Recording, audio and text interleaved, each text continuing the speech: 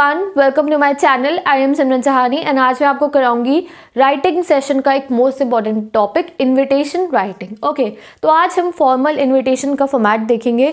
जो formal invitation है उसको भी दो फॉर्मेट में हमें पढ़ना पड़ेगा। One is accepting the invitation and one is giving the invitation. तो आज मैं आपको कराऊंगी गिविंग इनविटेशन का एक फॉर्मेट, जैसे कि जब इन्विटेशन मेनली कोई किसी को लिख के भेजता है, वो हम देखेंगे। That too in a formal format. देखो, फॉर्मल इनविटेशन की सबसे एक बड़ी बात ये होती है कि जो ये है ये थर्ड पर्सन में लिखा जाता है, इसमें थर्ड पर्सन में इसको लिखा जाता है। Next thing is mainly one sentence को ही इसमें कैरी करा जाता है, कोई पर्सनल बातें फॉर्मल इनविटेशन में मेंशन नहीं होती है।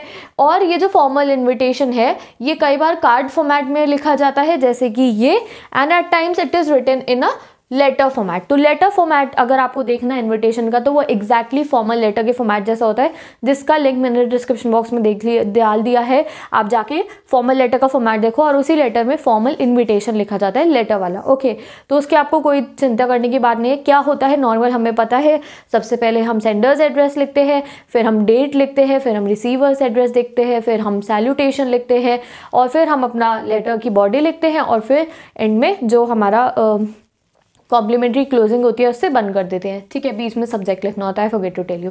तो इस तरीके से हम लोग अपना फॉर्मल लेटर का फॉर्मेट है, और वैसे ही तरीके से आप फॉर्मल लेटर फॉर्मेट इनविटेशन भी लिख सकते हो।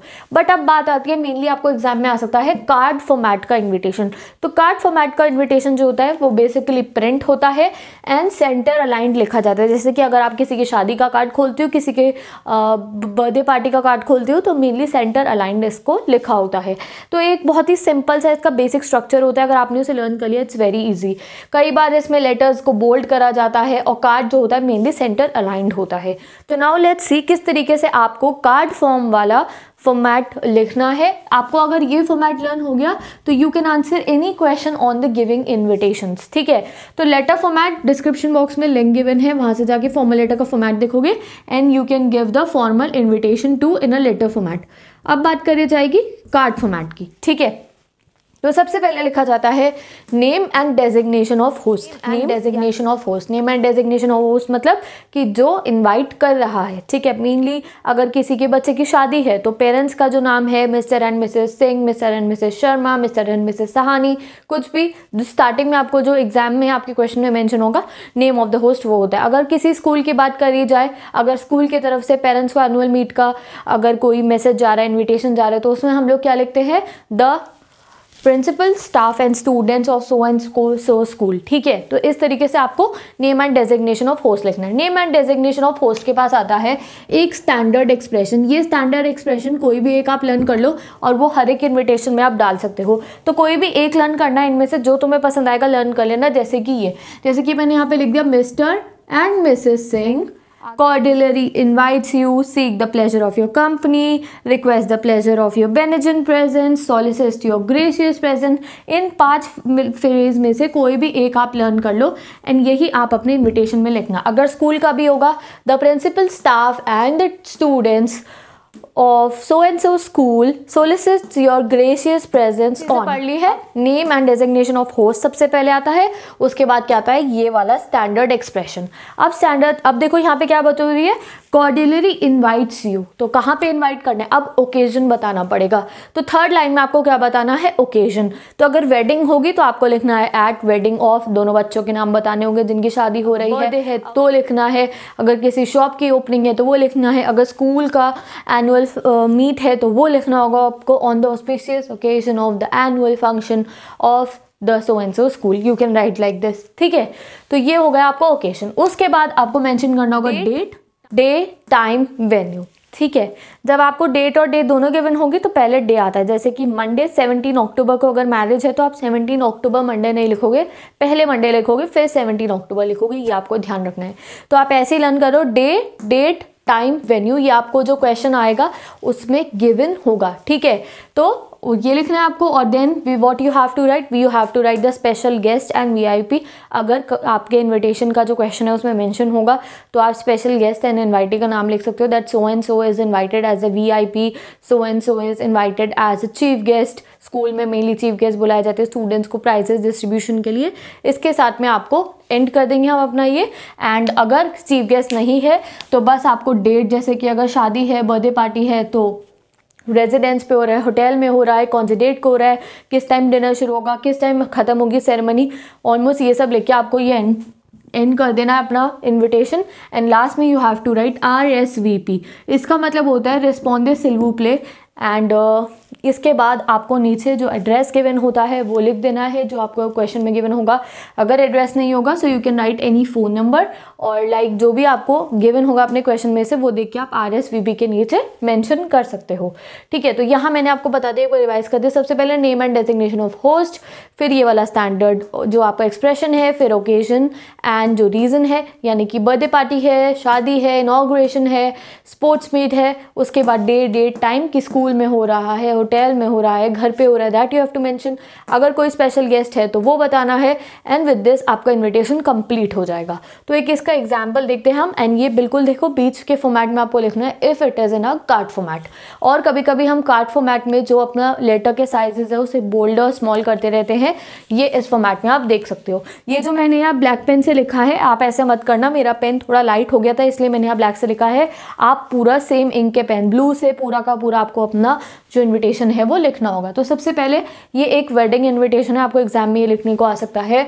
तो आपको जो गिवन होगा उसी आपको सरनेम कास्ट आपको वही लिखनी होगी। ठीक है, तो Mrs and Mr Singh request your benignant presence at the wedding ceremony of their son. ठीक है, तो हमारा दोनों फर्स्ट सबसे पहले name and designation of host हो गया, मिस्टर एंड मिसेस सिंह। उसके बाद स्टैंडर्ड एक्सप्रेशन हो गया, request your benignant presence at the wedding of their सन।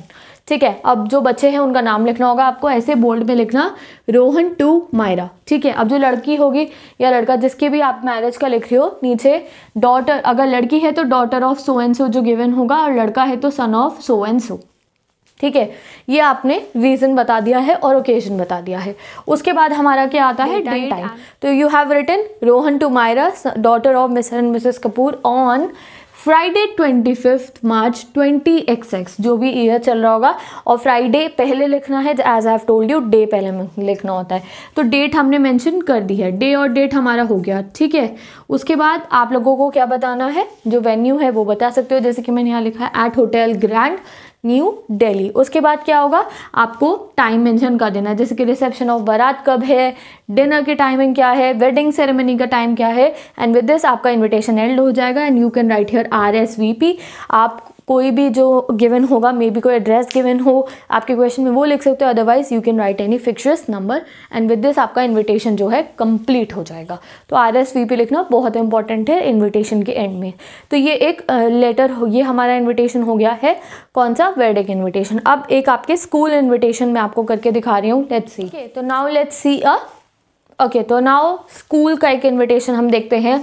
तो जब भी आपको स्कूल से साइड से कोई भी इनविटेशन लिखना हो तो you can mention the principal, staff and student of so and so school. जो स्कूल आपको क्वेश्चन में मेंशन होगा, लाइक यहाँ पे मैंने दिल्ली पब्लिक स्कूल लिख दिया है, कानपुर। ठीक है, solicits the pleasure of your company, कोई भी एक एक्सप्रेशन आपको लिखना है on the auspicious occasion of, जो ओकेजन होगा उसका नाम बताना है। लाइक यहाँ पे मैंने लिखा है the annual function of the school. ठीक है, स्कूल का एनुअल फंक्शन में you are calling at 11 AM on Monday. कब है, 11 AM पे है, Monday the 20th March 20XX। यानी कि देख लिया आपने, पहले आपका मंडे आएगा फिर आपकी डेट आएगी। उसके बाद आप लोग चीफ गेस्ट मेंशन कर सकते हो अगर क्वेश्चन में गिवन होगा। अगर चीफ गेस्ट मेंशन नहीं होगा तो आपको नहीं लिखना है। एंड इसके साथ आपका जो लेटर है एंड हो जाएगा, और सॉरी इन्विटेशन जो है वो एंड हो जाएगा। और ये जो है RSVP, इसमें आप प्रिंसिपल लिख सकोगे एंड में। एंड उसके बाद जो भी फ़ोन नंबर गिवन होगा या कोई एड्रेस गिवन होगा, that you can right in the RSVP। Chief guest अगर मेंशन होगा तो ही आपको लिखना है, नहीं होगा तो नहीं लिखना है। And at the end RSVP।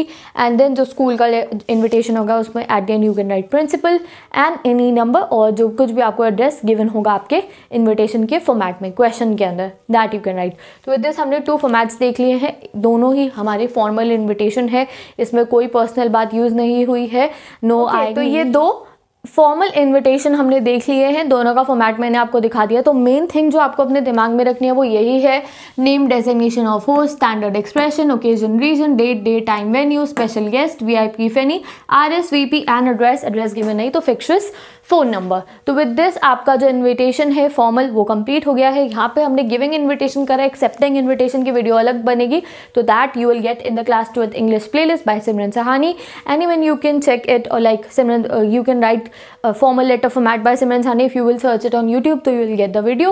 Otherwise class 12th English की playlist में आपको सारे writing section के formats मिल जाएंगे. Okay, so with this I am ending this video and I hope ये video आपकी help करी होगी. अगर ये video ने आपकी help करी है तो do share this video with all your classmates and don't forget to subscribe to my channel. अगर आपको class 10th की 12th की English पढ़नी है you can go and check my channel. Description box में links given है सारे के सारे chapters के, not only of English also of history, political geography, eco, sociology, SST, science. So I have taught 12th and 10th both, so you can go and study from my channel. And if you have any query related to writing skills, you can ask me down in the comment section. Now I'll meet you in the next video in which we will do the accepting the formal invitation. उसके बाद हम करेंगे informal invitation, and I have already completed the notice writing and the formal letter format. तो वो दोनों का link मैंने description box में डाल दिया, you can go and check it. And ऐसे ही मैं सारी की सारी राइटिंग स्किल आपकी कंप्लीट करा दूंगी, तो that you can check in the writing skill place. Okay, so bye bye, take care and best of luck for your exams preparation.